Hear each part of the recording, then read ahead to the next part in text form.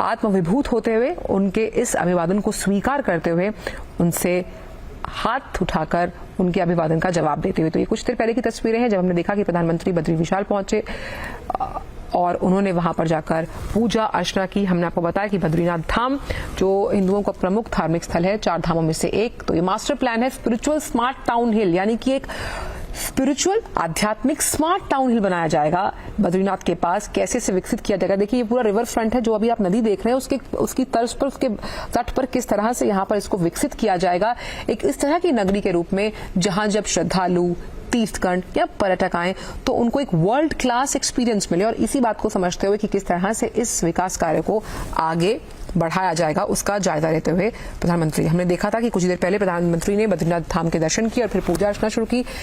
और यहाँ पूजा अर्चना करने के बाद बद्रीनाथ धाम से वो समझने की कोशिश करते हुए कि रिवर फ्रंट की जो हम बात कर रहे हैं उसे किस तरह से आगे बढ़ाया जाएगा। हमने आपको बताया था कि भारत की देवभूमि उत्तराखंड में गढ़वाल शहर में भगवान विष्णु का ये अति प्राचीन मंदिर बद्रीनाथ धाम, और बद्रीनाथ धाम उत्तराखंड में अलकनंदा नदी के दाएं तट पर स्थित है। वही नदी जो भी हम आपको दिखाए थे उसी रिवर फ्रंट के पास किस तरह से ये वर्ल्ड क्लास टाउन बनाने की और इसे धार्मिक पर्यटन के लिहाज से विकसित करने की बात की गई है।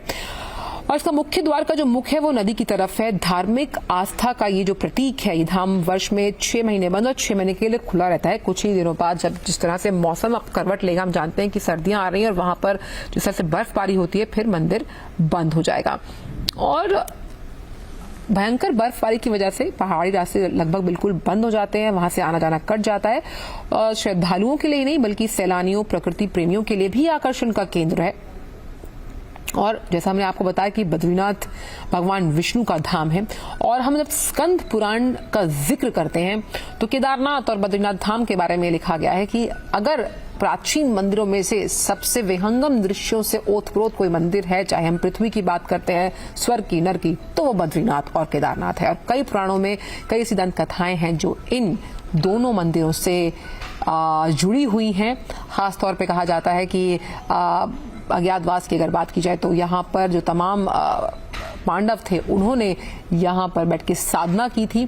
और इसके बाद कुछ ही देर में प्रधानमंत्री जो माणा यानी कि जो आखिरी गांव है उसका दौरा करेंगे, वहां पर जाएंगे और वहां पर किस तरह से जो माणा गांव में जो भेटिया जनजाति है, हम जानते हैं कि 1100 से 1200 लोग वहां पर रहते हैं, आखिरी गांव है, एक अलग ही सांस्कृतिक विरासत है, उसका भी जायजा लेंगे प्रधानमंत्री नरेंद्र मोदी।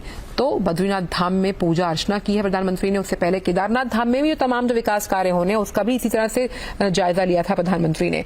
तो अलकनंदा नदी के बाएं तट पर और नर और नारायण नाम की 2 पर्वत श्रेणियों के बीच स्थित है। ये देखिए ये पूरा डेवलप होना, आप देख सकते हैं क्रेन भी वहां पर काम कर रही है कि किस तरह से इस नदी के तट के पास जो जगह बनी हुई है उसको कैसे विकसित और धार्मिक लिहाज से उसे अप टू डेट बनाया जाएगा।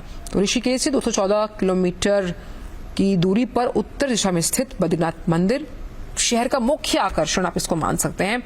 और भगवान विष्णु का ये बेहद विशाल मंदिर, करीबन 15 मीटर की इसकी ऊंचाई, और 4 धाम में से सबसे अहम धाम बद्रीनाथ, यहाँ पर 16वीं सदी में इसका निर्माण बताया जा रहा है।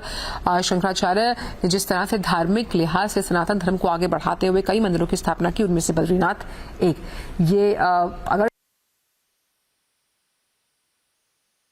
संख्या में लोग यहां पर पहुंचे हुए हैं, क्योंकि वहां पर जो है देखिए जो आपको व्हाइट कलर का टेंट नजर आ रहा है यही वो माणा गांव है। यहां पर जो है माणा गांव और आसपास के लोग पहुंचे हुए हैं। प्रधानमंत्री मोदी अब से कुछ देर के बाद जब यहां पर पहुंचेंगे तो एक जनसभा को संबोधित करेंगे। देखिए सुबह से जब पीएम मोदी का केदारनाथ आना शुरू हुआ उसके बाद वो बद्रीनाथ आए, लेकिन माणा गांव के लोग जो हैं कई घंटों से यहां पर इंतजार कर रहे हैं प्रधानमंत्री मोदी का। उनको ये उत्साह भी है कि सीमांत क्षेत्र में डेवलपमेंट को लेकर ये जो गांव है, क्योंकि यहां पर जो लोग बद्रीनाथ आते हैं दर्शन करने के लिए वो यहां जरूर आते हैं। पर्यटक की स्थिति से, पर्यटन की स्थिति से इसको और ज्यादा डेवलपमेंट किया जाए, सीमांत क्षेत्रों का विकास हो, इसको लेकर पीएम मोदी लगातार अपनी बात रखते भी आए हैं और इसको इस दिशा में आगे बढ़ाने की दिशा में कहते भी आए हैं कि इस पर काम होना चाहिए।